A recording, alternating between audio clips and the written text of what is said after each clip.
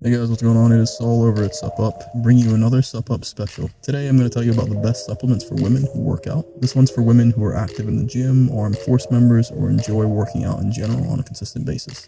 There are some things you'll want to add to your workout nutrition and overall nutrient profile to make sure you stay healthy and ready for anything. Let's get started. Now, there are loads of articles out there on workout nutrition. They've all been guilty of one or two things. Sometimes articles can look like they're only tailored for men, or they focus purely on the women out there who want to get skinny and lose weight. But what about the women who go hard at the gym, or the ones that work out and are active service members? There are nuances, like women who have already started their journey and need things to get a little more in-depth and sophisticated. There's also something that I've noticed over the years.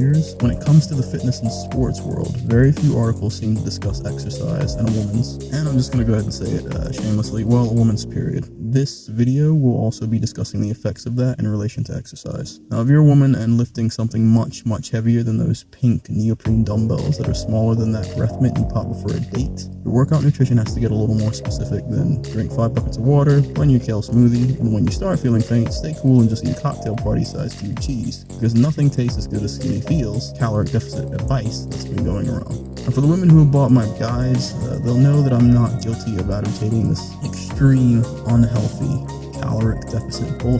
As I mentioned plenty about nutrition for both sexes, including some very important points in chapters on protein and nutrition. I also stress the importance of healthy fat loss and strength building, not weight loss. That's not to say that in training or using the nutrition guides or the workout guides that you will not incur weight loss or fat loss for that matter. You actually will, but the main focus is the importance of healthy fat loss and strength building. Now, for the women out there that already train heavy, you know damn well by now that lifting a dumbbell does not mean that this will happen instantly. What can and does happen with both women and men is something called oxidative stress. In short, a good thing, which can make the body more resilient, allowing it to adapt and boost its own antioxidant levels naturally. If you're unsure what oxidative stress means, here's a simple definition. During normal metabolism, your body produces unstable molecules, free radicals being the most common. These molecules can damage your cells and create more free radicals, causing more damage. Your body uses different antioxidants to control free radical, which is oxidative damage.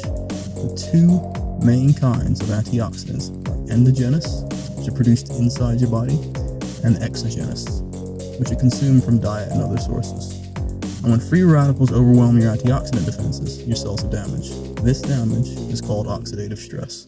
So if you've been working out for a while, you know that correct exercise in general can make your immune system and body overall more resilient to sickness and ill health. But you also know that shortly after any workout, your immune system is temporarily weaker. Then it rebuilds itself, becoming stronger.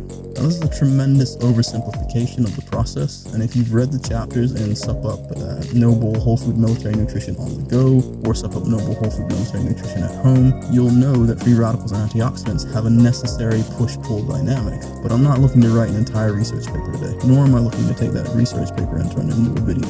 Now, with that push-pull dynamic, it'd be smart for women to add some things to their arsenal, which I'll get into in a minute. Now, in regards to resistance training and muscle, while most theories out there take the same concept, stating that muscles break down to rebuild, the more accurate process is set in energetic theory, something you're free to research further into yourself.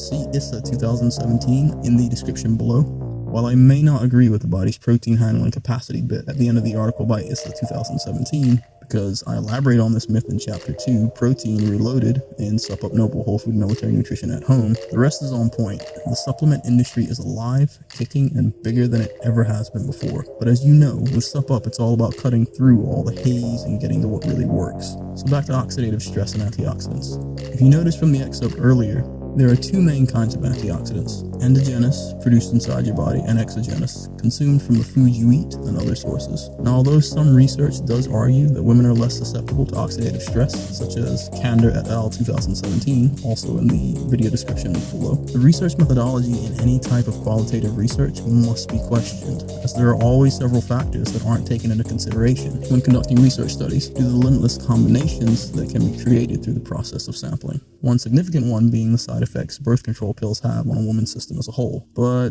that's an entirely different animal I choose not to tackle today. Let's focus on other factors and entertain some theories for a minute here. So you're a woman who works out, and if you've been working out consistently, you've been building up your body's level of resilience as it's been learning to adapt and strengthening itself for your next workout or any other type of oxidative stress it might encounter from free radicals. But that's only 50% of the equation. While your body will take care of the endogenous, internal side of antioxidant building, it's up to you to take care of the exogenous, or the external side. You know, or at least I hope you know, that avoiding smoking, drinking, and all that other is a smart thing to do.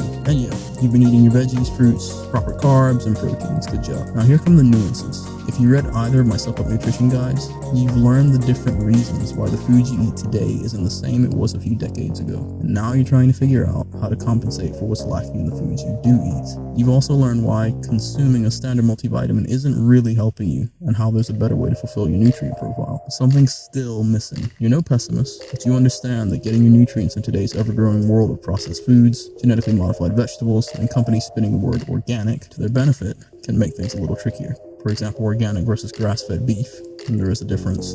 Now, you could pack it in, move to the country, and become a farmer, growing all your fresh fruit and vegetables, and tending to some cows and other farm animals. But I'm pretty sure you've already got an established life. So if you're going hard at the gym, and your body is taking care of the internal side of things to protect you, what do? You add a few key supplements to your nutrient profile. Now, just a quick note, while these supplements are good for both men and women, there are some very specific benefits that the following supplements can have for women. Now, this does not mean that they affect men negatively. On the contrary, as I said before, they're beneficial for both sexes. The same way both men and women have testosterone, while women have less, a little can go a long way. So there are some things women need to know about that can help them specifically. Now, for those who have either bought SUPP Noble Whole Food Military Nutrition on the go or SUPP Noble Whole Food Military Nutrition at home, you'll know why these supplements are so effective. As in both guides, I've listed the natural role they play in our bodies, their benefits, and why, not to mention how, they work together so well. These supplements can also help ease pain in women who have incredibly miserable, painful menstrual cycles. So what are they? Well, NAC, taurine, vitamin D, and bioflavonoids. I realize this is a taboo subject to talk about in sports and the gym, but let's be honest. While both men and women are athletes, women do have something that they have to deal with every month, which involves bleeding for 3 to 7 days straight, and not being expected to complain about it. And I'm sorry, bro, but god damn, you just gotta respect that level of resilience in itself. At the end of the day, maybe because I've always been interested in science and biology, but at the end of the day, I think we've got to humanize women a little more than we do already as a society. And talking about this does just that. What's interesting about female athletes is, just before a woman's period, and during some stages of pregnancy, they're actually at their strongest. But research shows that things can still be pretty damn painful with side effects like nausea, feeling drained, and lightheadedness. While these supplements have obvious benefits for both sexes in regards to workout supplementation, they have additional benefits for women with periods as they help control, regulate possible irregularities women face during their cycles. Everyone's different, so I've recommended just starting with the recommended doses listed on the packaging this stuff comes in, with the maximum amount capped. Take note.